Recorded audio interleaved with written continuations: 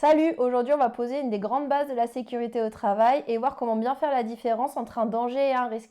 Alors je vais aborder ça en 3 parties, une première assez rapide avec des définitions, une deuxième où je vais illustrer des dangers et des risques dans la vie courante et dans des situations de travail, et une troisième, on verra pourquoi c'est essentiel de bien faire la différence dans la sécurité au travail. Mais avant de démarrer, je vais vous souhaiter la bienvenue sur ma nouvelle chaîne YouTube, c'est mon premier épisode et j'espère que mon concept de chaîne va vous plaire. Allez, c'est parti, intro! Je m'appelle Maëlle et mon métier, c'est la sécurité au travail. Mon but, c'est de partager avec vous l'intérêt de donner du sens à la prévention des risques professionnels. Alors abonnez-vous pour ne pas manquer mes vidéos.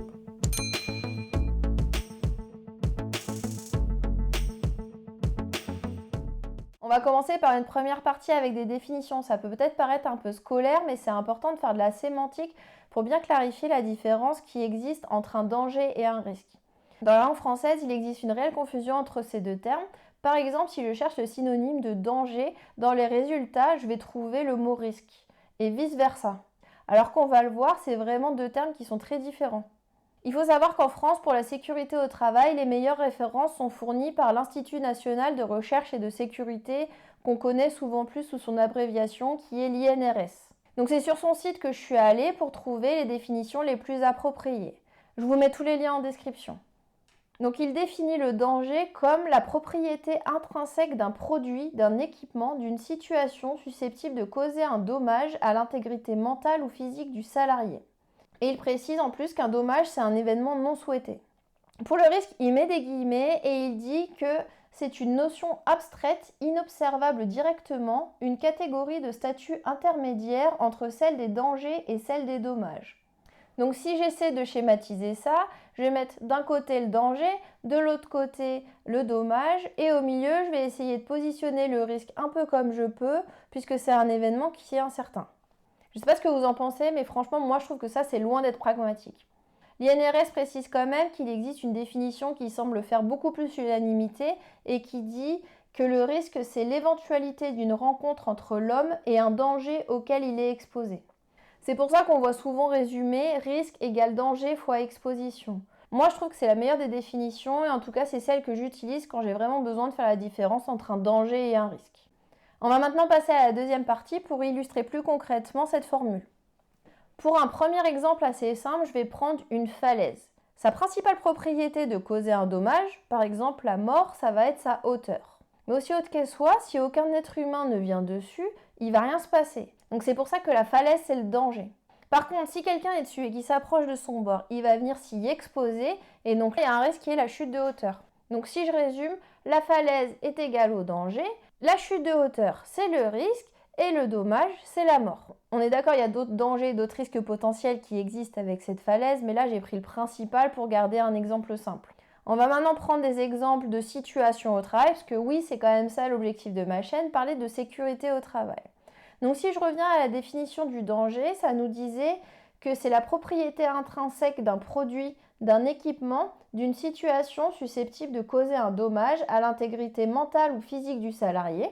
Je vais donc utiliser 5 exemples du monde du travail pour illustrer tout ça. Pour un produit, je vais prendre le cas d'un produit chimique très connu qui est utilisé pour faire du nettoyage, qui est l'eau de Javel. Son petit nom scientifique, c'est l'hypochlorite de sodium en solution, supérieur à 5% Cl actif. Donc si je prends son étiquette, elle me dit que l'un de ses dangers, c'est d'être corrosif, puisqu'elle provoque de graves brûlures de la peau et de graves lésions des yeux. Si on prend le pictogramme associé, on voit bien que c'est que en contact avec la main que le risque sera présent. Donc là, le danger, c'est l'eau de Javel qui est un produit corrosif. Le risque, c'est le contact de la peau ou des yeux avec la javel. On peut aussi parler de risque chimique. Et les dommages, ça va être des brûlures à la peau et ou des lésions aux yeux. Le danger, il peut venir aussi d'un équipement. Si je vous mets cette situation, où est le danger, où est le risque, où est le dommage? J'en profite d'ailleurs pour préciser qu'une échelle n'est pas un poste de travail. Donc là, le danger, c'est l'échelle. Le risque, c'est le travail en hauteur puisque je suis exposé à l'échelle. Et le dommage, je vous laisse imaginer avec cette vidéo.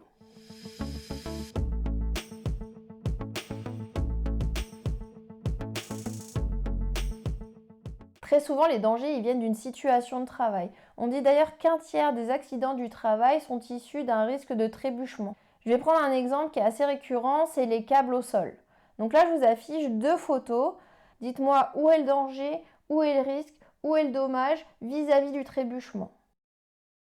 Dans ces deux cas, les câbles sont des dangers. Par contre, sur la photo de gauche, les câbles ils sont pas dans le passage, donc il n'y a pas de risque de trébuchement. A l'inverse, sur la photo de droite, on voit que les câbles ils sont au milieu du passage, donc il y a un risque de chute de plein pied. Là, pour les dommages, c'est un peu comme la roulette russe, ça peut être à la fois une simple égratignure, comme une fracture très grave. Il y a une dernière situation qui est surtout à ne pas négliger, mais pour autant elle est beaucoup plus difficile à identifier.